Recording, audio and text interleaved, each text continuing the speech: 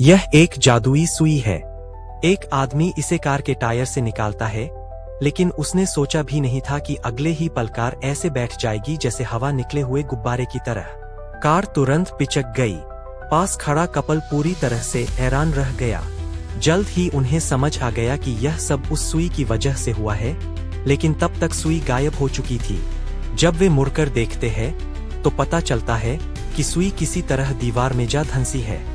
दाशान बिना कुछ सोचे समझे उसे दीवार से खींच लेता है और यहीं से हालात बेकाबू हो जाते हैं। दीवार ही नहीं, पूरा घर भी पिचकने लगता है।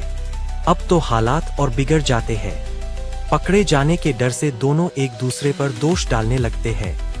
इसी बहस के दौरान गलती से सुई मौके पर पहुंचे पुलिस वाले को चुभ जाती है। अब मुसीबत और बड़ी हो जाती है, क्योंकि उन पर पुलिस पर हमला करने का आरोप भी लग जाता है।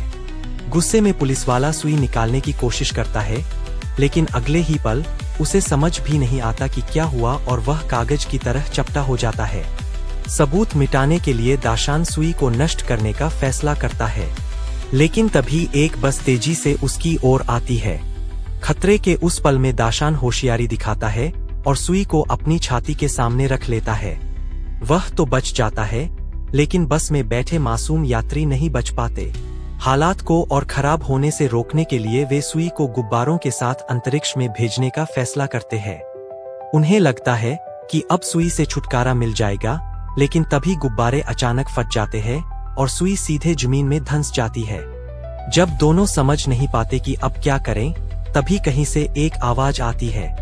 इंटरव्यू से बचने के लिए दाशान जल्दी से सुई निकालता है और भागने लगता है, लेकिन उसी वक्त हवा के तेज बहाव जैसी आवाज उनका ध्यान खींच लेती है। पीछे मुड़कर देखने पर पता चलता है कि जहां सुई लगी थी, वहां जमीन तेजी से फैल रही है।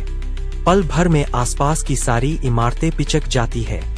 किसी ने सोचा भी नहीं था कि पूरी धरती एक सुई की वजह से नष्ट हो सकती है। तो सवाल यह है, अगर तुम्हारे पास भी ऐसी जादुई सुई हो, तो तुम उसका क्या करोगे?